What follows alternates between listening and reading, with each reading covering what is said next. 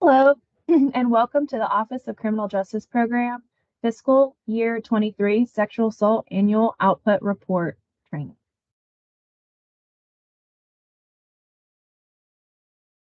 This training will go through the Sexual Assault or SA Annual Output Progress Report, and this is an annual report, meaning it is due once a year by July 31st. You're going to report on only grant-funded activities, and you are reporting on all clients participating in your sexual assault program, regardless of fund source.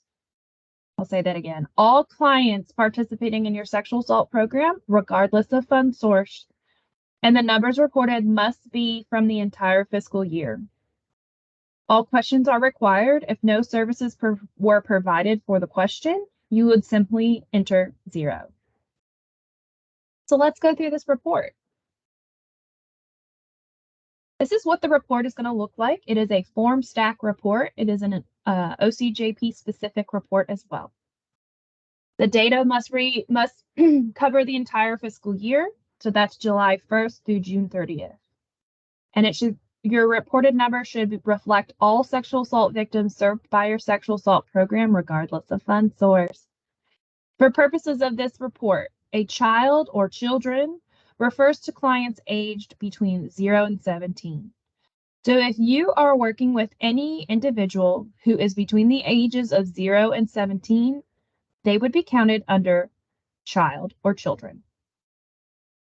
Please note that you may save progress and finish your report at a later date. Once you press save and a resume link above the submit button, a screen with a unique survey link will appear. Please copy that link and save it in a safe place. You can use this link anytime within the next 30 days to resume answering questions on the form. Or on the same screen, you can enter the email address to receive a unique link by email. Without the link, the data you have entered cannot be retrieved. It's very important to keep this link. And after you've started filing out, and you will have to start filing out the form from the beginning, and your information would not be saved without the link.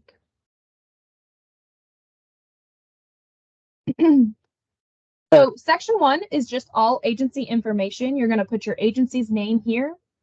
This is the reporting period. It should be automatically to FY23, but there is a drop-down arrow, but it should automatically be the correct reporting period. How many OCJP sexual assault grant contracts did your agency have during the reporting period? So this is just simply how many sexual assault contracts do you have with OCJP? Many of our sexual assault programs, due to the VOCA reductions, had multiple sexual assault contracts in fiscal 23.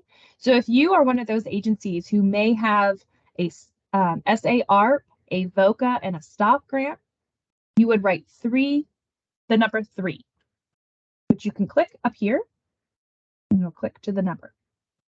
Right in here, you're going to write your contract numbers, and you can simply do a comma or just multiple or an enter mark to fill in more than one contract number.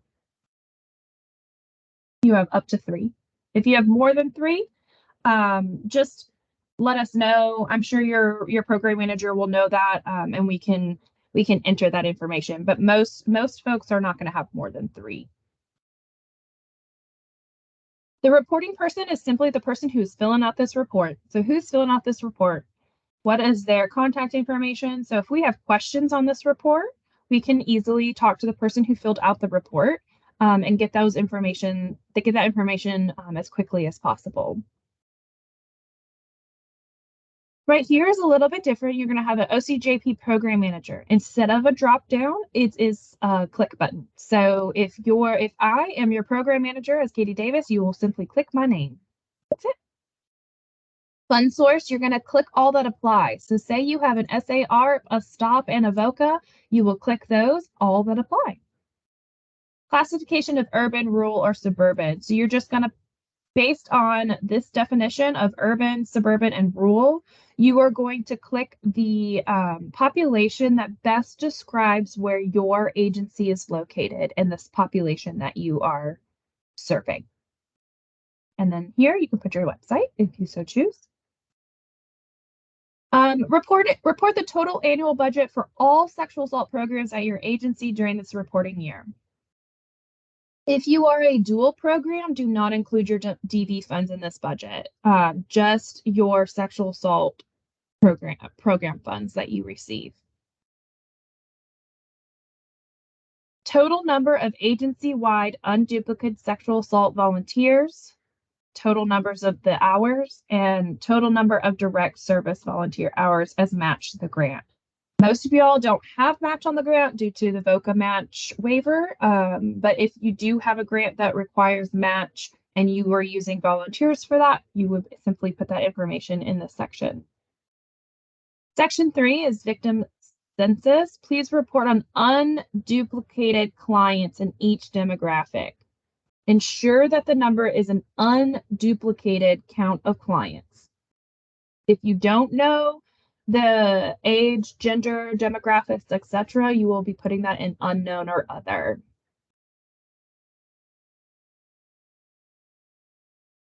For age, this is a little bit different, but it will actually make reporting a lot easier for folks. So in here, like I said, 0 to 17 are going to be any children that your agency provides services to. So the first column is going to be all of your female numbers based on age range. Second column is male, and then unknown gender. If you have someone who identifies as trans or non-binary, you will put non-binary folks in unknown, and then you will put trans folks in the gender that they identify with. So if it is a trans male, you will enter that information as male. If it is a trans woman, you will enter that information as female. As you enter these numbers, your total number of female clients will automatically populate. So if you served, let's say you served 2 children and you served 5 folks of these, 30 of these folks, and 10 of these folks, and 3 unknown, it automatically populates that number for you. Very nice. And then these will also automatically calculate as you fill in this demographic information as well. Special classifications. Remember that these are self-reported. Please do not be putting these labels on folks without their consent. So if someone identifies as LGBTQ in their intake paperwork, then you can identify that. But if they have not identified themselves as that, do not mark them as that, even if you assume that. Section 4, agency services.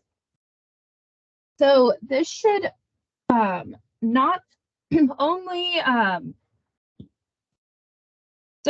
okay, number 8, sorry, I had to catch my breath on that one. Number 8, the total number of sexual assault forensic exam locations responded by an advocate. So this number should not only include on-site locations, but all hospitals that the advocate responds to, even if a SANE was not present or the doctor did not feel like an SA kit was warranted.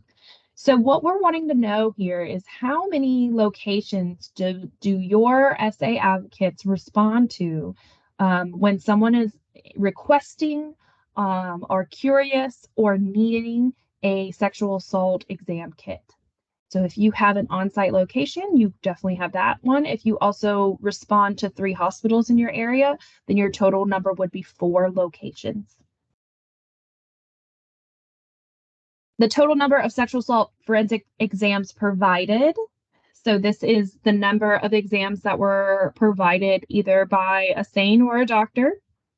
And then number 10 is going to be the total number of reported safe kits. These are going to be your total number for therapy sessions. These are just your typical data information. And also just remember on this form, you can type in the number if that's easy, but you can also use this lovely little click button.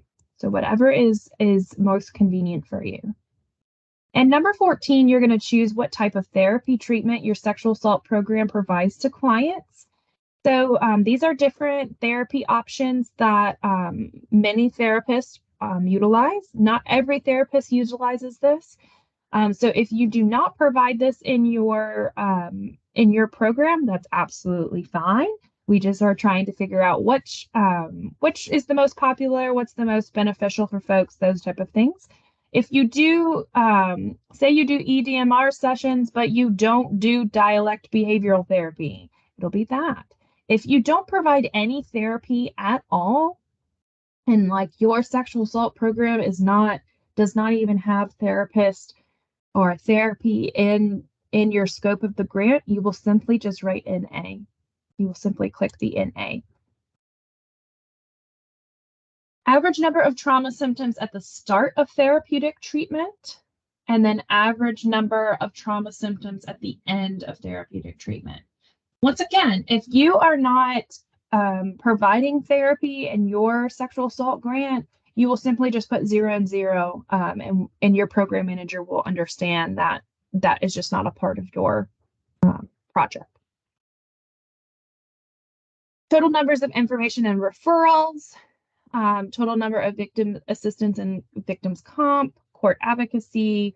Once again, these are your typical output numbers that you would be pulling. You would be simply putting those numbers in here. Just making sure that they are unduplicated numbers. Section 5 is related to supportive services and assistance. So this is going to be your hotline, your crisis call, whatever you call that number. Make sure that the calls that you're counting is related to an individual or family or someone in some kind of need and assistance with some kind of sexual violence related service. So, for example, you are not counting donations, general information about your services, calls from media, hang-up calls, repeat callers, calls from third parties. You are really calling individuals who are calling because they are in need of your services, and need to understand how to find safety or in some way, shape, or form.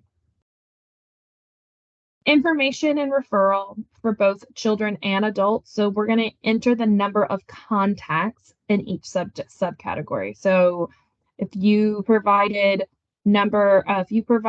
17 information of criminal justice program throughout this fiscal year, you will simply write 17, or you will click up to where it says 17. And the same goes for these. Victim advocacy and accompaniment, you're going to write the number of times services were provided for each subcategory. So it's going to be the number of times, not the number of individuals. So if you have one individual and they have, they need to go to law enforcement interview 3 times, but you served one individual, the number in law enforcement is going to be 3, right? Because you served that person 3 times. So these numbers are probably going to be a lot larger than your client numbers, because you more than likely are serving individuals more than once as they're working with you throughout their healing process. So that's what all of these down here goes. So once again, you're going to write the number of times services were provided. And so on sections 29A through 29G, or 29EF, sorry, 29A through 29F, there are 2 columns here. There's going to be number of times services were provided to an adult, and the number of times services were provided to a child. So once again, you're doing the number of times the services were provided, not necessarily the number of individuals that were provided that service. So one individual may receive that service more than one time. So you're going to count the number of times here. 29G is all about ACEs. Don't we love ACEs? So hopefully you folks are collecting data on ACE scores. And so right here, we just want to know the number of unduplicated clients when you are doing your ACE assessment. How many individuals have an ACE score of 0, 1, 2, 3, or 4 or more?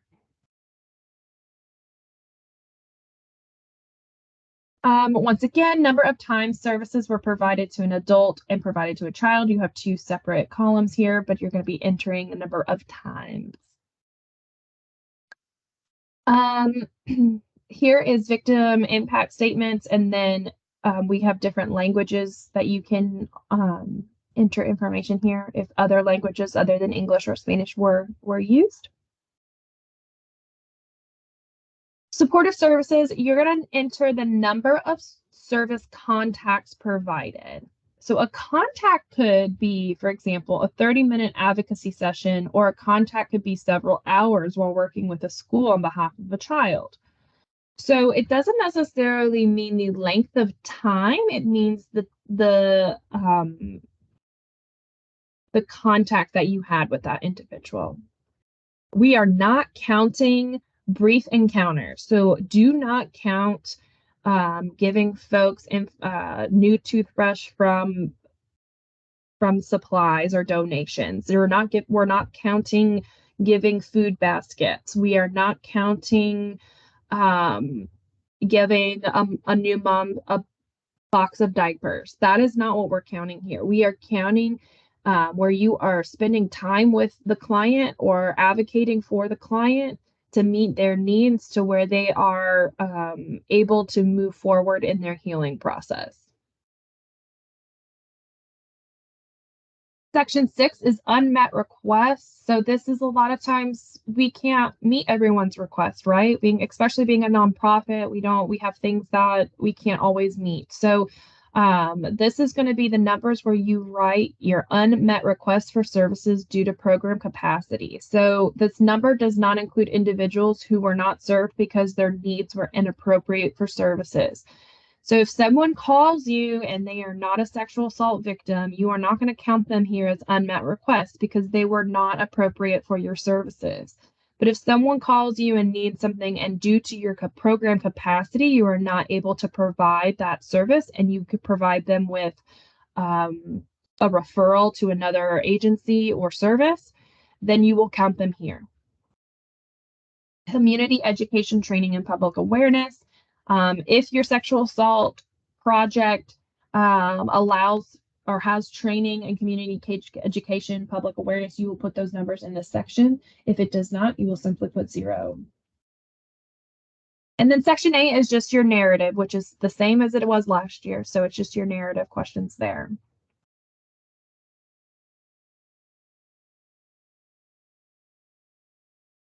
Great. So before we finish up here, helpful hints, individual counseling and individual therapy. So these have always been confusing. I don't know about y'all, but I always just get so confused between counseling and therapy. So here is a little helpful hint for you. Individual counseling, providing psychological, psychiatric, and or other counseling related treatments for individuals, couples, and family members.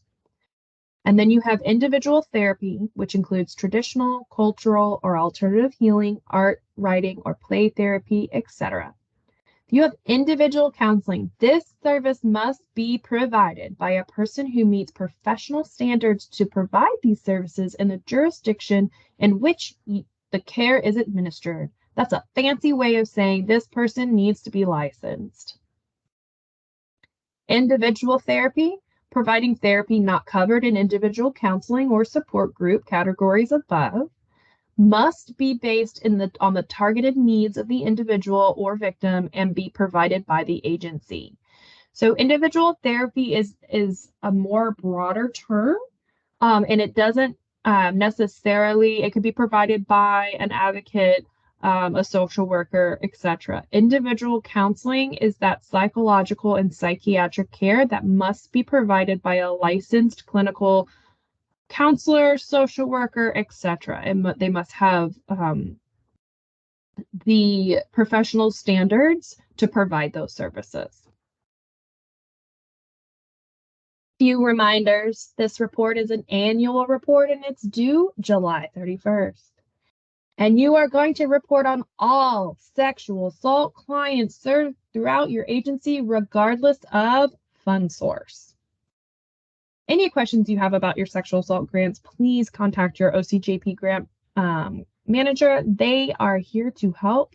We want to help you with those reports. We want these reports to be as seamless and easy for you guys.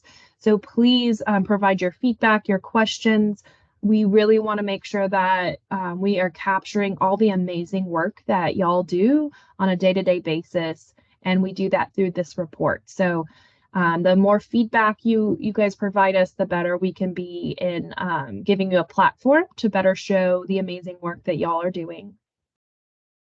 I really appreciate your time and thank you so much. I hope you all have a wonderful rest of your day.